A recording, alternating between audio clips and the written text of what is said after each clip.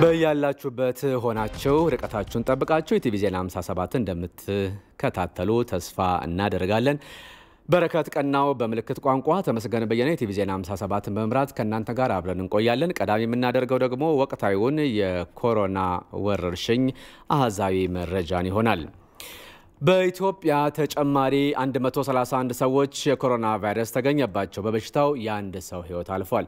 ባለፉት 24 ሰዓታት ውስጥ በተደረገ 3238 የላቦራቶሪ ምርመራ 131 ሰዎች ኮሮና ቫይረስ ተገኝቶባቸዋል። 84 ሰዎች ደግሞ ከበሽታው መገማቸው ነው የጤና ሚኒስቴር ያስታወቀው። ቫይረሱ በምርመራ የተገኘባቸው ሰዎች ከ2 እስከ 80 ዓመት የዕድሜ ክልል ውስጥ የሚገኙ ሲሆን 94ቱ ወንዶች ናቸው፣ 37ቱ ደግሞ ሴቶች መሆናቸውን ነው የጤና ሚኒስቴር ያስታወቀው። በዜግነት ደግሞ 130ዎቹ ኢትዮጵያውያን ሲሆኑ አንድ ሰው የውጭ ሀገር ዜጋ ሆኗል። ከአዲስ አበባ 98 ሰዎች፣ ከኦሮሚያ ክልል 16 ሰዎች፣ ከሶማሌ ክልል 4 ሰዎች፣ ከጋምቤላ ክልል 2 ሰዎች፣ ከድሬዳዋ ከተማ ደግሞ 3 ሰዎች፣ ከደቡብ ክልል 3 ሰዎች፣ ከአፋር ክልል 3 ሰዎች፣ ከትግራይ ክልል 1 ሰውና ከአማራ ክልል ደግሞ 1 ሰው ተገኝቷል። በአጠቃላይ በአገሪቱ ቫይረሱ በምርመራ የተገኘባቸው ሰዎች ቁጥር 4662 ደርሷል። ተጨማሪ 84 ሰዎች ደግሞ ከበሽታ ያገገሙ ሲሆን በአጠቃላይ በአገሪቱ ከበሽታ ያገገሙ ሰዎች ቁጥር 1297 ደርሷል ሲል የጤና ሚኒስቴር አስታውቋል። በጸና የታመሙ ሰዎች ቁጥር ደግሞ 38 ደርሷል። በበሽታው የአንድ ተጨማሪ ሰው ህይወት ያለፈ ሲሆን በአጠቃላይ በአገሪቱ በበሽታው ህይወታቸው ያለፈ ሰዎች ቁጥር 75 ደርሷል።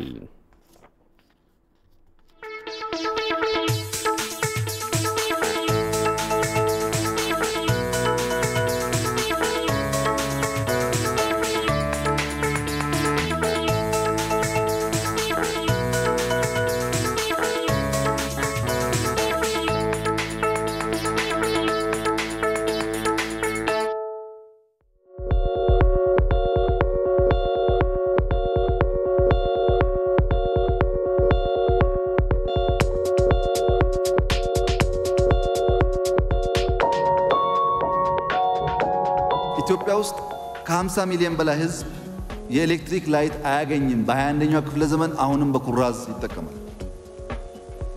ዛሬም የኢትዮጵያ እናቶች ወገባቸው እስኪጎብጥ ለማመን የሚከብድ እንጨት ተሸክመው ልጆች ያስተምራሉ። የእናቶቻችን ወገብ አይጉበጥ፣ ኤሌክትሪክ ላይት እናገኝ ማለት ቤዚክ መብት እንጂ ሌሎች መጉዳት አይደለም። የግብጽ ወንድሞቻችን ከ98% በላይ ኤሌክትሪክ ላይት ያገኛሉ። ማደግ እንፈልጋለን። ይህን ፍላጎታችን የሚችል ሰው አቅም ያለው ጎረቤትም ሩቅም ያግዘን። ማገዝ ካልቻለ ይተወን። ተፍጨርጭረን መለወጥ እንፈልጋለን። መጉዳት አንፈልግም ሌላ ኃይል።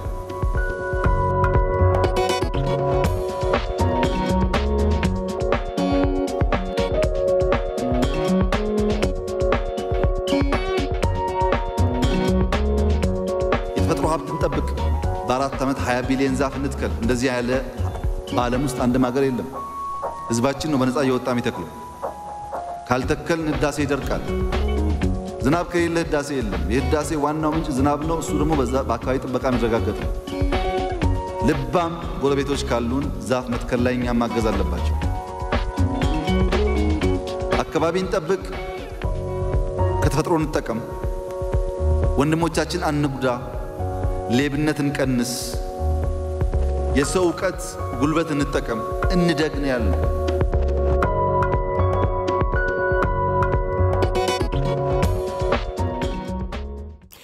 የቀጣይ ዜናዎች ትኩረት የሚሆነው የአባይ ጉዳይ ነው። ኢትዮጵያ በመጪው ሐምሌ የህዳሴ ግድቡን የውሃ ሙሌት መጀመሯ አሁን ላይ ያለውን ጫና የሚቀንስ እንጂ ስጋትን የሚያመጣ ለመሆኑን ምሁራን ተናገሩ። በታላቁ ህዳሴ ግድብ የውሃ ሙሌት ላይ እየዋዠቀ የመጣውን የሀገራት አሰላለፍ ለማስተካከል ኢትዮጵያ ግብጽን የቀደመ የዲፕሎማሲ ስራ ልትሰራ ይገባልም ብለዋል ምሁራኑ። ይመራደም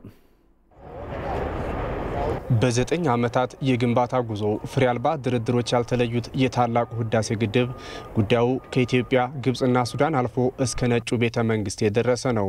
ለአፍሪካዊ ችግር አፍሪካዊ መፍትሄ የሚለውን መርህ በጣሰችውና ጉዳዩን በተሳሳተ መንገድ በመታራግበው ግብጽ የህዳሴ ግድቡ ከአረብ ሊግ እስከ አውሮፓ ህብረት ከዚያም እስከ መንግስታቱ ድርጅት አጀንዳም ሆኗል። በዲፕሎማሲው ዙሪያ ብዙ ተንቀሳቅሳ በርካታ ወዳጆችን ማፍራት የቻለችው ኢትዮጵያም ግብጾች በሚፈጥሩት መስተጓጎል ሳቢያ ለዘመናት የአባይን ውሃ ምንም ሳይጠቀሙ የቆዩትን የላይኛው ተፋሰስ ሀገራትን ኢትዮጵያ ከጎኗ አሰልፋለች። ይሁንና ግን በታችኛው ተፋሰስ ሀገራት በህዳሴ ግድቡ የውሃ ሙሌት ላይ ያቋም መዋዠቅ እየታየ ነው።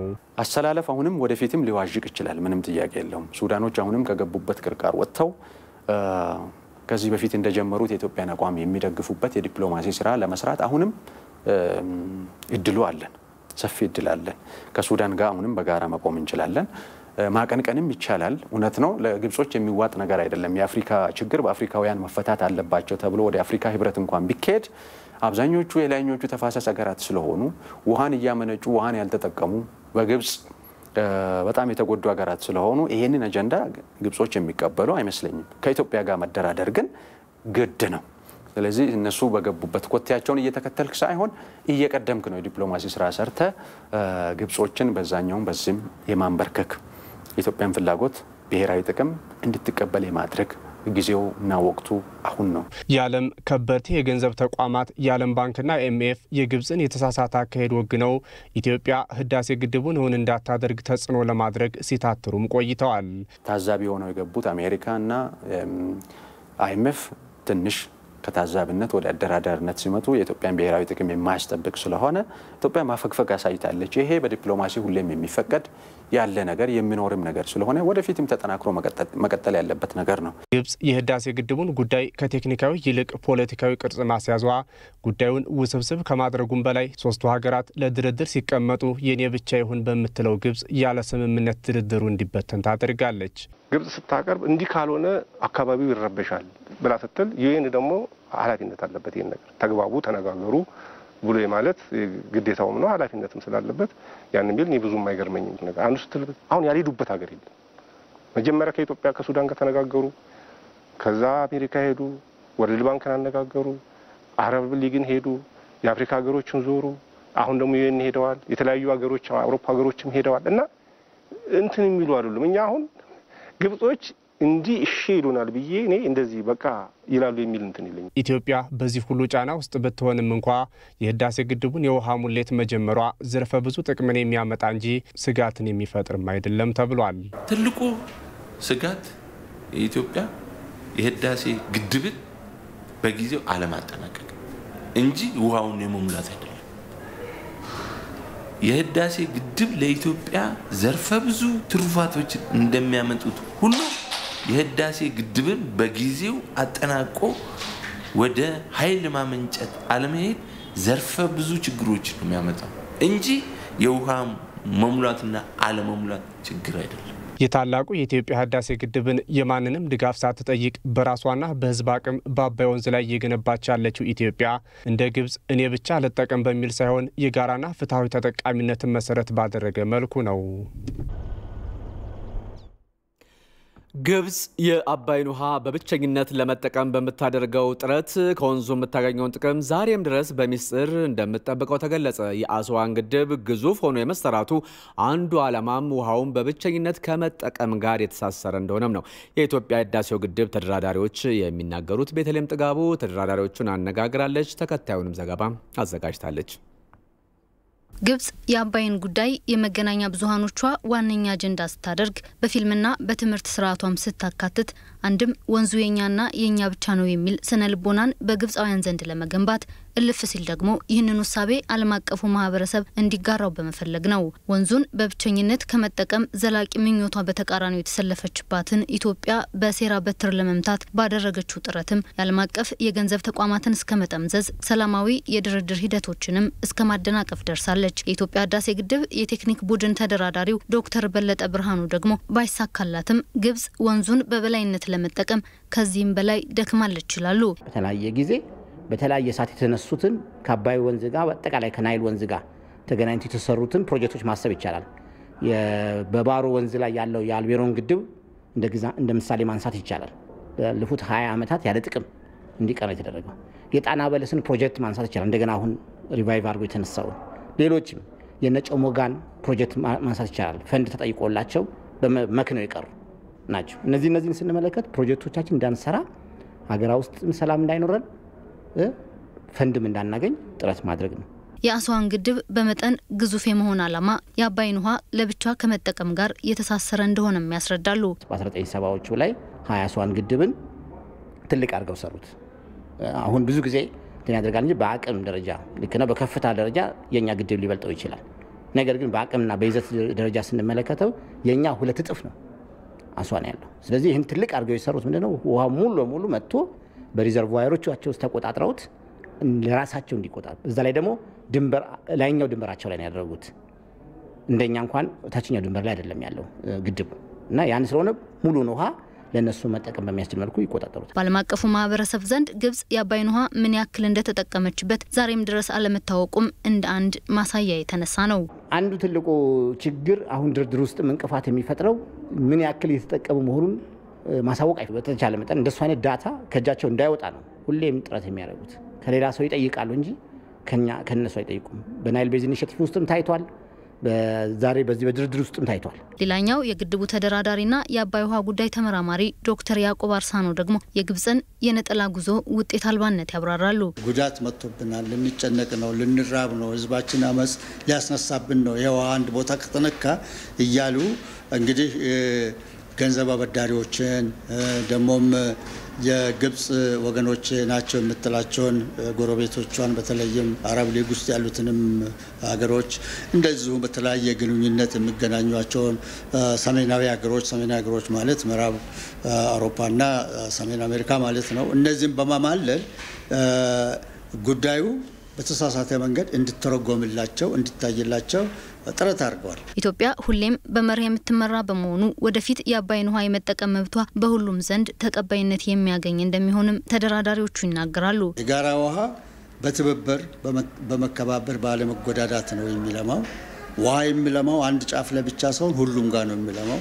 ስላለማሙ ነው መነጋገር የሚያስፈልገው። ለዚህ ነው ብልሃት፣ ቴክኖሎጂና ዘመናዊነት አቅድ የሚያስፈልገው ለዚህ ነው እንጂ አንተ አታለማም እኔ ብቻ አለማለሁ፣ አትነካም እኔ ብቻ ነካለሁ፣ እኔ ባለመብት ብቻ ነኝ አንተ አትነካም የሚባለው ነገር ከእንግዲህ በኋላ አይሰራም። ግብጽ በተለያዩ ጊዜያት ኢትዮጵያን ለመሞገት የምታቀርባቸው የቅኝ ግዛት ውሎችና የሐሰት ትርክቶች ውሃውን በመጠቀም መብት ላይ ለውጥ እንደማያመጡም አመላክተዋል።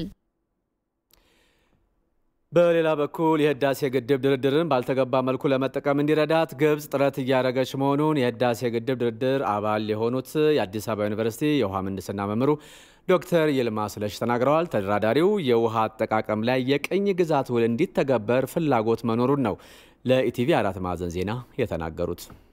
ጨረሻዎቹ 1-2 ድርድሮቹ ላይ ስለ ወደፊቱ የውሃ አጠቃቀም ይመጣል። ምክንያቱም የወደፊት የውሃ አጠቃቀም አባይ ህዳሴ ግድብ ውሃ ሲለቅ የዛሬ 50 ዓመት ስንት ነው የሚለቀው የሚለው ጥያቄ ማወቅ ይፈልጉ። አሁን የወደፊቱ የኛ ውሃ አጠቃቀም እዛ ውስጥ በአባይ በህዳሴ ግድብ ውሃ አለቃቀቅ ላይ ስለሚመጣ እዛ ጋር እስኪደርሱ ይቆዩና ልክ እዛ ጋር ሲደርስ ግን የኛም አቋም ግልጽ ነው። ፍትሃዊና ምክንያታዊ አጠቃቀም የወደፊት የምንጠቀመውን በዚህ ፕሪንስ በዚህ መሰረት ነው የምንሄደው፣ እናንተን አስፈቀደን አይደለም የሚለው የኛ አቋም ግልጽ ይመጣል፣ መለያየት ይመጣል። በእነሱ በኩል ግን ደግሞ ደጋግመው ሊያልፉበት የሚመክሩት መንገድ ሲያዩት ግል ማለት ብዙ ማሻማ ይመስላል። ግን ምንድነው የሚሉት? አሁን ያለኝን አጠቃቀም ተቀበሉኝ፣ ከረንት ዋተር ዩዝ የሚሉት አንዳንዴ ራይትም ይጨምሩበታል። አሁን ያለን ራይት የሚሉት ግብጽና ሱዳን የፈረሙት ውል ይሄን ተቀበሉ ሲሉ ሲያዩት ላይላዩን አው ያረሱ ነው ምን የለም ችግር የለውም ይመስላል። ችግሩ ግን የትጋና ያለው አባይን ውሃ አሟጣው ተጠቅሞበታል። ያን ተቀበልም ማለት ኢትዮጵያ ውሃ የላትም ማለት ነው አሁን ባለው ሁኔታ። እስካሁን የታችኛው ተፋሰስ ሀገራት በአባይ ወንዝ ላይ በተናጠል ውሳኔዎችን ሲያሳልፉ መቆየታቸውን ረስተው አሁን በኢትዮጵያ ላይ ተራ ወቀሳ ይዘው እንደቀረቡም ነው ዶክተር ይልማ የገለጹት። 59 የውሃ ክስ ሲከፋፈሉ እኛን ተው ያልናቸው እኛን ሳይጋብዙ አረጉ።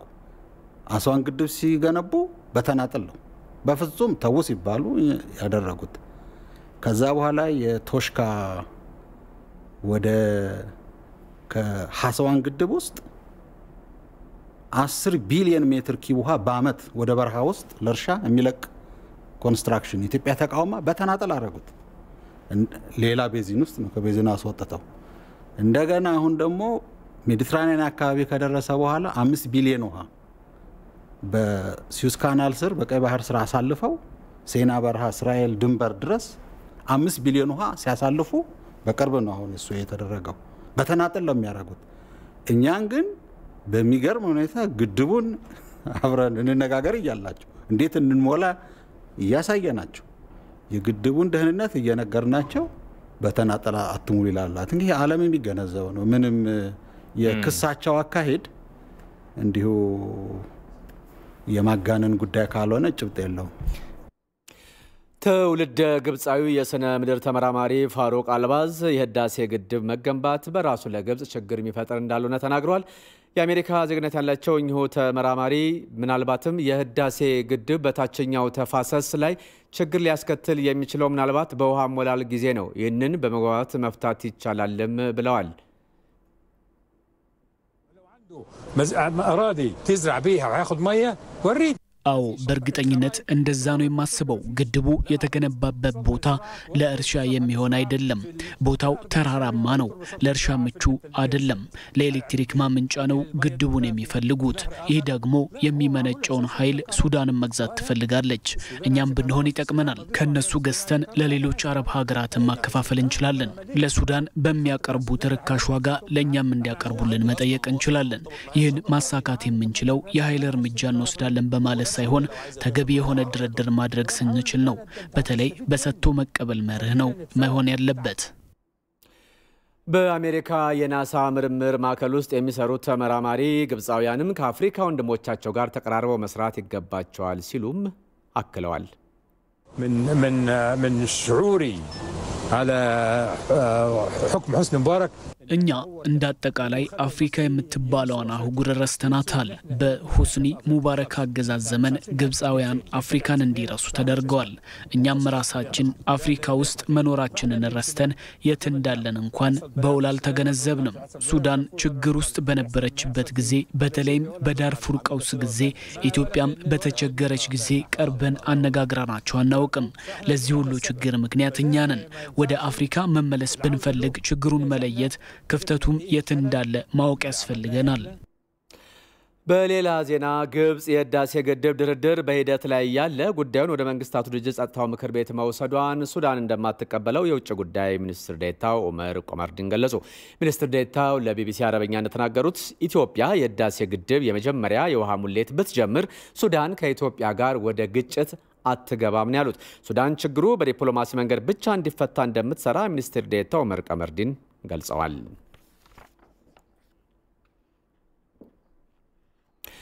ግብጽ ከአስዋን ግድብ የምታባክነው ውሃ የህዳሴ ግድብን በተያዘለት ጊዜ መሙላት የሚያስችል ነው ተባለ ግብጽ ከአስዋን ግድብ በትነት የምታባክነው ውሃ የታላቁ የኢትዮጵያ ህዳሴ ግድብ በተያዘለት የጊዜ ገደብ ውሃ መሙላት የሚያስችል ነው ያሉት የምስራቅ ናይል ቴክኒካል አህጉራዊ ጽህፈት ቤት ዋና ስራ አስኪያጅ ናቸው የምስራቅ ናይል ቴክኒካል አህጉራዊ ጽህፈት ቤት ዋና ስራ አስኪያጅና የድርድሩ ተሳታፊ የሆኑት አቶ ፈቂ አህመድ ነጋሽ በግድቡ ዙሪያ ከኢዜአ ጋር ቃለ ምልልስ አድርገዋል በማብራሪያቸው ላይም ኢትዮጵያ ታላቁን የህዳሴ ግድብ በራሱ ሀብት የምትገነባው ህዝቦቿን ከድህነትና ከጨለማ ህይወት ለማውጣት መሆኑ ለማንም ግልጽ ሊሆን ይገባልም ነው ያሉት ሆኖም ለአባይ ወንዝ ምንም አስተዋጽኦ ሳይኖራት የወንዙ ከፍተኛ ተጠቃሚ የሆነችው ግብጽ በግድቡ ላይ መርህ የሌለው ተቃውሞ ያሰማች መሆኑን አስረድተዋል አስዋን ግድብን ያለ ቦታው ገንብቶ ማይገባ ቦታ ላይ ገንብቶ ከዛ በትነት የሚጠፋው ውሃ የታላቁ ኢትዮጵያ ህዳሴ ግድብን ኢትዮጵያ ባቀደችበት ጊዜ ውስጥ ይሞላል እነሱ በትነት ብቻ የሚያጠፉት ውሃ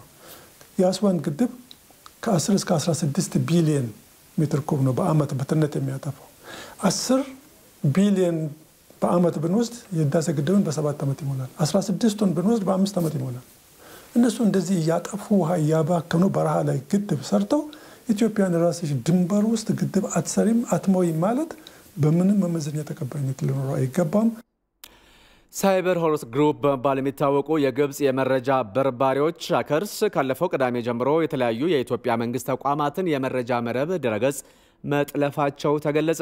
የተለያዩ የግብጽ ሚዲያዎች እንደዘገቡት ከሆነ የተቋማቱን ድረገጽ ለመጥለፍ በምክንያትነት የጠቀሱት ደግሞ የኢትዮጵያ መንግስት በህዳሴው ግድብ ድርድር ዙሪያ የያዘውን አቋም ለማስቀየር በማሰብ ነው ተብሏል።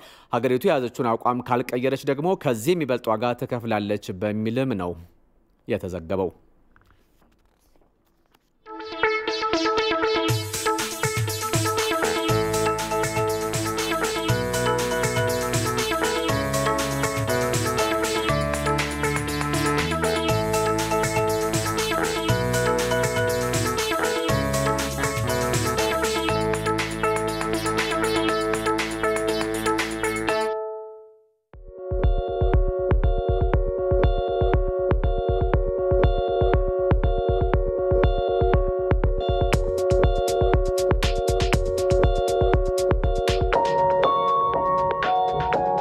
ኢትዮጵያ ውስጥ ከ50 ሚሊዮን በላይ ህዝብ የኤሌክትሪክ ላይት አያገኝም። በ21ኛው ክፍለ ዘመን አሁንም በኩራዝ ይጠቀማል። ዛሬም የኢትዮጵያ እናቶች ወገባቸው እስኪጎብጥ ለማመን የሚከብድ እንጨት ተሸክመው ልጆች ያስተምራሉ። የእናቶቻችን ወገብ አይጉበጥ፣ ኤሌክትሪክ ላይት እናገኝ ማለት ቤዚክ መብት እንጂ ሌሎች መጉዳት አይደለም። የግብጽ ወንድሞቻችን ከ98% በላይ ኤሌክትሪክ ላይት ያገኛሉ። ማደግ እንፈልጋለን። ይህን ፍላጎቶችን የሚችል ሰው አቅም ያለው ጎረቤትም ሩቅም ያግዘን። ማገዝ ካልቻለ ይተወን። ተፍጨርጭረን መለወጥ እንፈልጋለን። መጉዳት አንፈልግም ሌላ ኃይል።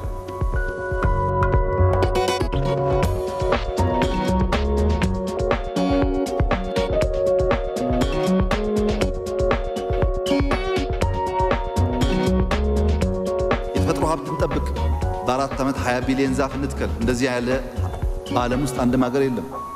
ህዝባችን ነው በነፃ እየወጣ የሚተክለው። ካልተከልን ህዳሴ ይደርቃል። ዝናብ ከሌለ ህዳሴ የለም። የህዳሴ ዋናው ምንጭ ዝናብ ነው። እሱ ደግሞ በአካባቢ ጥበቃ የሚረጋገጥ ነው። ልባም ጎረቤቶች ካሉን ዛፍ መትከል ላይ እኛም ማገዝ አለባቸው። አካባቢን ጠብቅ፣ ከተፈጥሮ እንጠቀም፣ ወንድሞቻችን አንጉዳ፣ ሌብነትን ቀንስ፣ የሰው ዕውቀት ጉልበት እንጠቀም፣ እንደግን ያለው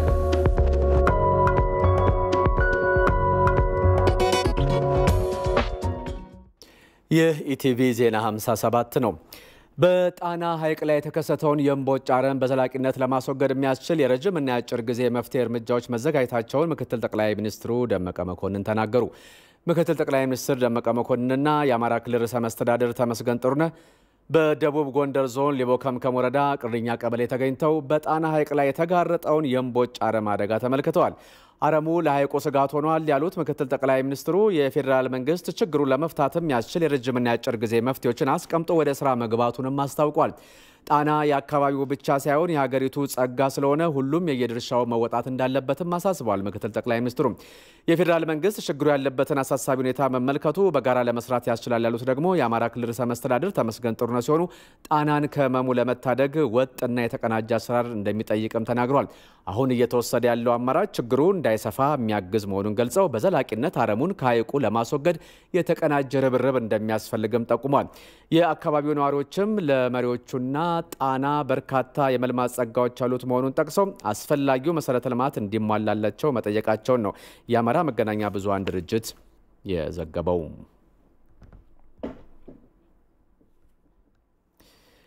ኢትዮጵያና የዴንማርኩ ዳንስኬ ባንክ ግሩፕ የ117.3 ሚሊዮን ዩሮ የድጋፍና የብድር ስምምነት ተፈራረሙ። የገንዘብ ሚኒስትሩ አህመድ ሺዴና የባንኩ ዳይሬክተር ጀልስፐር ፒተርስና ምክትል ዳይሬክተሩ ኦላፍ ማርክ ሼት በቪዲዮ ኮንፈረንስ በተዘጋጀ ስነ ስርዓት ላይ ነው ስምምነቱን የተፈራረሙት። ከዚህ ውስጥ 94.7 ሚሊዮን ዩሮ የባንኩ ግሩፕ በድጋፍ መልክ የሚሰጠው ነው።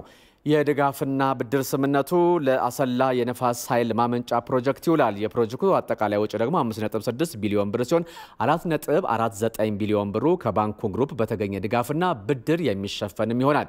ይህም ስምምነት ዴንማርክ ለኢትዮጵያ የምታደርገው ድጋፍ አካል መሆኑም ነው የተገለጸው። የአሰላ ነፋስ ኃይል ማመንጫ ፕሮጀክት 100 ሜጋዋት ኤሌክትሪክ ኃይል ያመነጫል።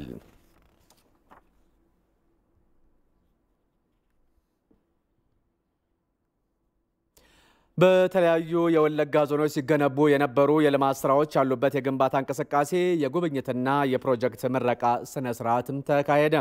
በጉብኝቱ በምክትል ርዕሰ መስተዳድር ማዕረግ የኦሮሚያ ብልጽግና ፓርቲ ጽህፈት ቤት ኃላፊ አቶ ፍቃዱ ተሰማ እንዲሁም የክልሉ ከፍተኛ አመራሮች ናቸው በዞኑ የስራ ጉብኝት ያደረጉት። በዞኑ በተለያዩ ወረዳዎች ለረጅም ዓመታት ግንባታቸው የተጓተቱ የንጹህ መጠጥ ውሃ ፕሮጀክቶች፣ የመጀመሪያ ደረጃ ሆስፒታሎች፣ የክላስተር የምግብ ማቀነባበሪያ ፋብሪካና የመሸጫ ሼዶችም ተመርቀዋል። 748 ሚሊዮን ብር በጀት ተይዞ እየተገነባ የሚገኘው የነቀምት የአየር ማረፊያ ፕሮጀክት በከፍተኛ አመራሮቹ ከተጎበኙት መካከልም ይገኝበታል። የግንባታ ሂደቱ 70% የደረሰ ሲሆን በ5 ወራትም ግንባታው ተጠናቆ ወደ ስራ እንደሚገባም ነው የሚጠበቀው። ከዚህ በተጨማሪ በነቀምት የከተማ አስተዳደር የተገነባው የጋራ መኖሪያ ቤቶችም ተመርቀዋል። 57.6 ሚሊዮን ብር የፈጀው ግንባታ 270 ቤቶችና 11 ብሎኮች አሉት። የጋራ መኖሪያ ቤቶቹ እንደ ውሃ፣ መብራትና የመሳሰሉት የመሰረተ ልማት ዝርጋታዎች እንደሚቀሩት የተናገሩት የነቀምቴ ከተማ ከንቲባ አቶ በሪሳ ተመስገን ቀሪዎቹ ስራዎችን በማጠናቀቅ ፍትሃዊ በሆነ መልኩ የቤት ችግር ላለባቸው ዜጎች እንደሚሰጡም ተናግረዋል። በምረቃ ስነ ስርዓት ላይም በምክትል ርዕሰ መስተዳድር ማዕረግ የኦሮሚያ ብልጽግና ፓርቲ ጽህፈት ቤት ኃላፊ ፍቃዱ ተሰማ የማህበረሰቡን የቤት ችግር ለመፍታት የክልሉ መንግስት ትኩረት ሰጥቶ እየሰራ ነው ያሉ ሲሆን የጋራ መኖሪያ ቤቶቹ መሰረተ ልማት በማጠናቀቅ በፍጥነት ከተማ አስተዳደሩ ለቤት ፈላጊዎች ማስረከብ እንዳለበት አሳስበዋል። በመድረኩ ላይ የከተማው ማህበረሰብ ተወካዮች ጋር ውይይት ያደረጉ ሲሆን የኮሮና ቫይረስን መከላከልና ማህበረሰቡ ሰላሙን በማስከበር የተጀመሩ ፕሮጀክቶች እንዲጠናቀቁና የልማት ስራዎች እንዲሰሩ የድርሻውን እንዲወጣም መልእክታቸውን አስተላልፈዋል። ሪፖርተራችን ሐምራዊት ብርሃኑ እንደዘገበችው በዞኑ ጉብኝት በተደረገባቸው ወረዳዎች የ2012 የአረንጓዴ አሻራ መርሃ ግብር አካል የሆነው የችግኝ ተከላ መርሃ ግብርም ተጀምሯል።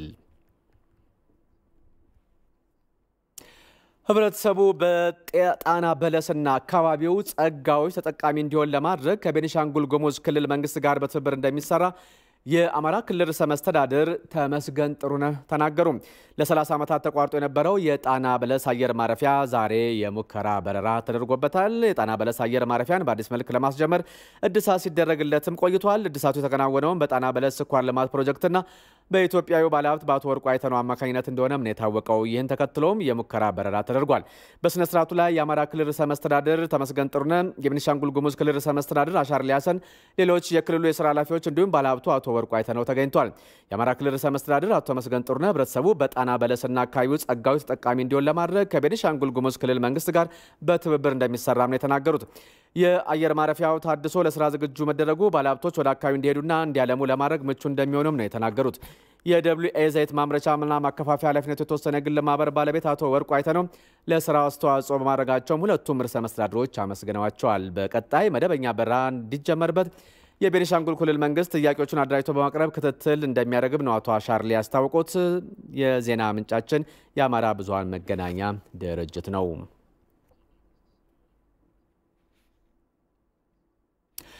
የሰላሌ ዩኒቨርሲቲ በቀን ከ1100 በላይ ሰዎችን መመርመር የሚያስችል የኮሮና ቫይረስ መመርመሪያ ላቦራቶሪ ማዕከል ስራ አስጀመረ።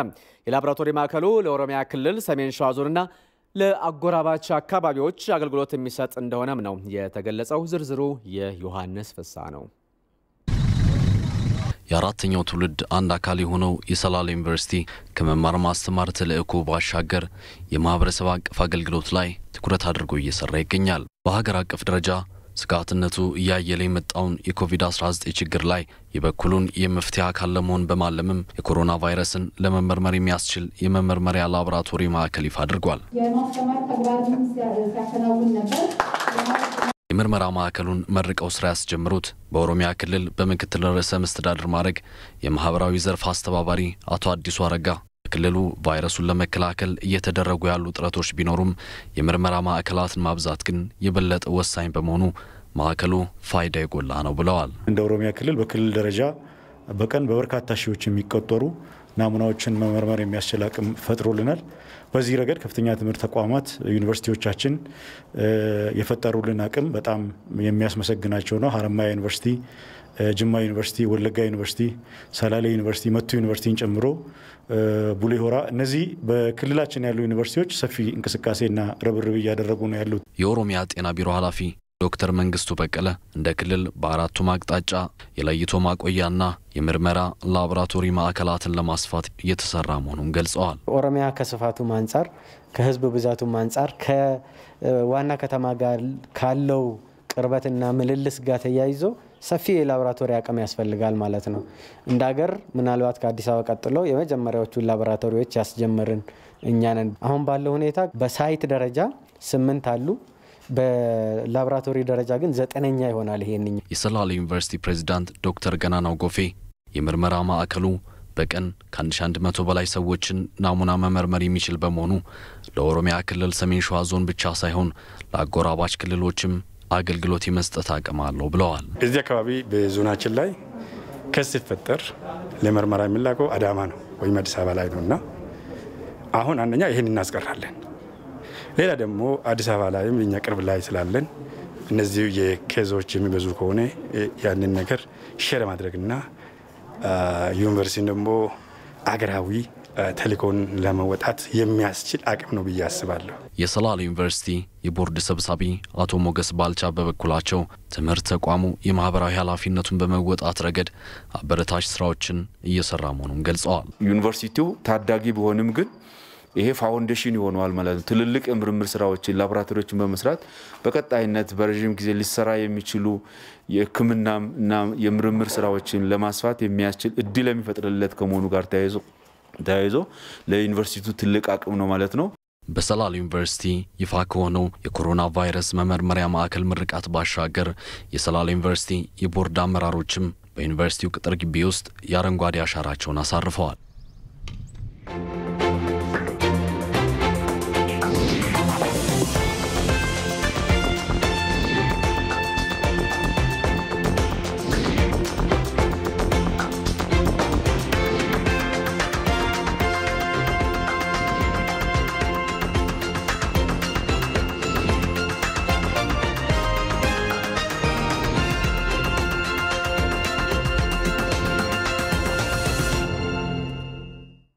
ኢቲቪ ዜና 57 እንደቀጠለ ነው።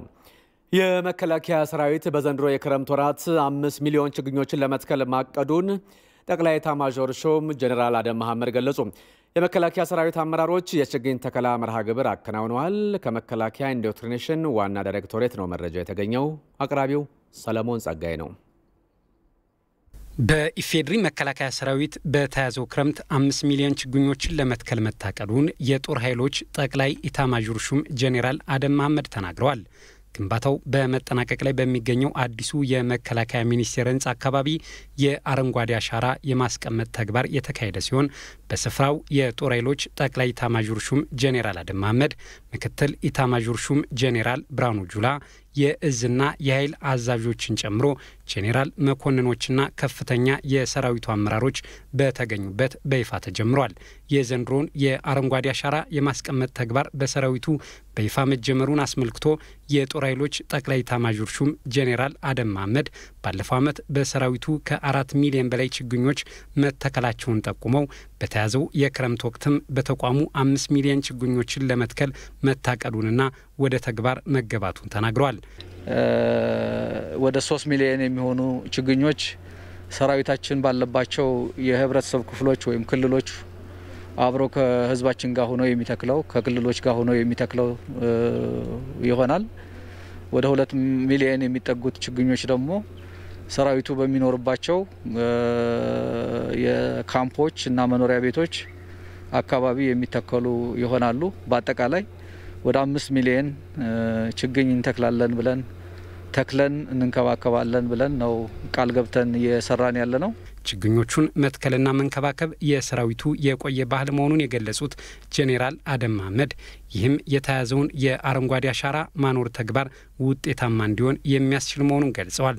ሰራዊታችን በችግኝ ተከላ እና መንከባከብ አንዱ የህይወቱ አካል አድርጎ ነው የሚሄደው። የሚሰፍርበት አካባቢ የሚቆይበት አካባቢ ለሳምንትም ይሁን ለወርም ይሁን ለ15 ቀንም ይሁን ለአመትም ይሁን በቋሚ ካምፖቹ በየትም በሄድንበት ቦታ ሁሉ ሰራዊት ደን የሚተክል የሚንከባከብ ኃይል ስለመሆኑ በዚህ ጉዳይ ላይም በጣም ጥሩ ልምድና ባህል ያለው ተቋም ሰራዊት ስላለን በዚህ አመት ይሄ ያዝነውን ግብም እናሳካለን ብለን ነው ምናስበው።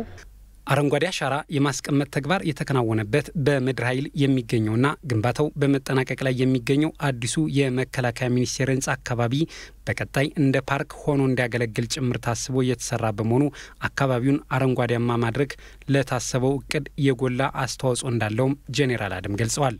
በዋናው አዲሱ መስሪያ ቤታችን እጅግ በሚያምር ሁኔታ ተሰርቶ እየተጠናቀቀ ያለበት ነው ያለው። ይሄ አካባቢም አዲስ አበባ ውስጥ ካሉን ምርጥ ተቋማት አንዱ ሆኖ ህዝባችን የሚጎበኘው ፓርኮች የሚኖሩት ወታደራዊ ሙዚየሞች ያሉት እና ሌሎችም ታሪካዊ ነገሮችን ይዞ ወደፊት የሚጎበኝ ተቋም ሆኖ እንዲሆን የራሳችንንም ሰራዊቱ ከፍተኛ አመራሩም የራሱን አሻራ እያስቀመጠ ነው ዛሬ ያያችሁትና ይሄ ፕሮግራም ከዛሬ ጀምሮ በሁሉም አካባቢ በከፍተኛ ንቅናቄ ይፈጸማል ማለት ነው። ጄኔራል አደም መሐመድ ሰራዊቱ በልማት ስራዎች ላይ እንደከዚህ ቀደሙ ሁሉ ከህብረተሰቡ ጎን በመሰለፍ በችግኝ ተከላው ላይ በንቃት መሳተፍ እንዳለበት መልእክታቸውን አስተላልፈዋል። ተክሎችን በመንከባከብ በመትከል ብቻም ሳይሆን በመንከባከብ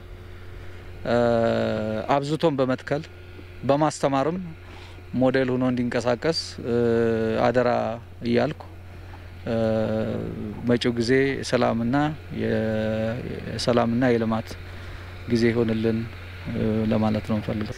በችግኝ ተከላ መርሃ ግብሩ ላይ የተሳተፉ የሰራዊቱ አመራሮችም እየተከናወነ ያለው የአረንጓዴ አሻራ መርሃ ግብር የበለጸገች ሀገርን ለመገንባትና ለትውልድ ለማውረስ እየተደረገ ያለው ጥረት አንዱ ማሳያ በመሆኑ በእቅዱ አፈጻጸም ላይ ትኩረት ሰጥተው እንደሚሰሩ ተናግረዋል። ከሩዋንዳ ድልድይ እስከ አትላስ ያለው መንገድ በጀነራል ሰዓረ መኮንን ስም ተሰየመ። ጀነራል ሰዓረ መኮንን ለኢትዮጵያ ያበረከቱት አስተዋጽኦ ትውልድ ሲዘክረው እንደሚኖርም ነው የአዲስ አበባ ከተማ አስተዳደር ያስታወቀው። ትዕግስት የሻነው በ2011 ሰኔ 15 በአዲስ አበባና በባህር ዳር በከፍተኛ የመንግስት ኃላፊነት ቦታ ላይ የሚገኙ ግለሰቦች መገደላቸውን ይታወሳል። በቀኑም ህይወታቸውን ያጡት የቀድሞ የኢፌዴሪ መከላከያ ኢታማዦር ሹም ለጀነራል ሰዓረ መኮንን የአዲስ አበባ ከተማ አስተዳደር ለኢትዮጵያ ላበረከቱት ከፍተኛ አስተዋጽኦ በስማቸው ከሩዋንዳ ድልድይ እስከ አትላስ ያለው መንገድ ሰይሞላቸዋል። ዛሬ ከቤተሰቦቹ ከወንድሞቹ ከስራ ባልደረቦቹ ጋር ሆነን ዛሬ አመት ችግኝ የተከልንበት ቦታና ከዚህ ተነስተው እስከ መቀጠለው አውራ ጎዳና ያለውን በሳቸው በጀነራል ሰዓረ ለኔ ደግሞ በተለይ በጣም እኔ በቃላት ከምገልጠው በላይ የቅርብ ሰው በዚህ ዲቤ ወደ ከተማ ስመጣ የመጀመሪያ ሰው ያገኟቸው እሳቸውን ነበር። እሳቸው የነገሩኝ ሁሉ ጊዜ የምሰራበት ቢሆንም ለእሳቸው ማስታወሻ ይሁን ዘንድ የከተማ አስተዳደሩ አሁን ያለንበት ቦታና ከዚህ ተነስተው እስከ ላይኛው መንገድ ያለውን በእሳቸው ስም ሰይመናል። የተሰዉበትን አንደኛ ዓመት በተዘከረላቸው ወቅት የአዲስ አበባ ከተማ አስተዳደር ለጀነራል ሰዓረ ላደረገው የመንገድ ስያሜ ቤተሰቦቻቸው አመስግነዋል። አባቴው ወታደር ሀገር እንጂ ብሔር የለውም የሚል ጽኑ አቋም የነበረው መሆኑ ይታወቃል።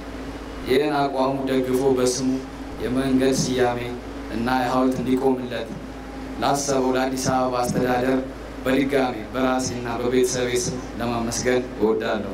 የሰኔ 15ቱ ክስተት ከመጥፎ ሁኔታ ትውልድ የሚማርበትና የጀነራል ሰዓረ መኮንን አስተዋጽኦ ደግሞ የሚታሰብበት ቀን እንደሆነም ተገልጿል።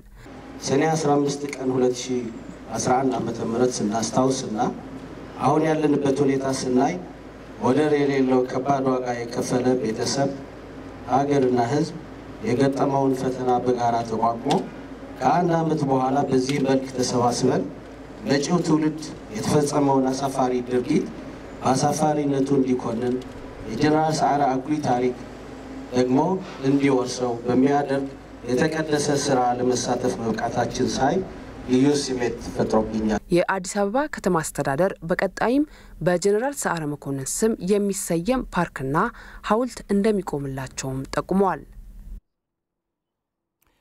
የሰኔ 14ቱ ቀለበታዊ የፀሐይ ግርዶሽ ለውሃ ሳይንስ ተመራማሪዎች እውነቱን ከመመልከት ባለፈ የሳይንስ ማረጋገጫ መሆኑ ተገለጸ።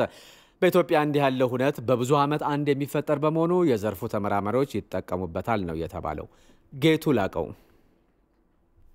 ዘመናዊውን የህዋ ሳይንስ እውቀት ከቀደመው የኢትዮጵያውያን የስነ ፈለክ ጥበብ ጋር በማጣመር ኢትዮጵያውያን ተመራማሪዎች ብዙ ስራዎችን እየሰሩ ነው። በዚህ ሂደትም ጥልቅ ምርምሮችን ለማድረግ እድሉን በማግኘታቸው የጥምር እውቀት ባለቤቶችም ናቸው።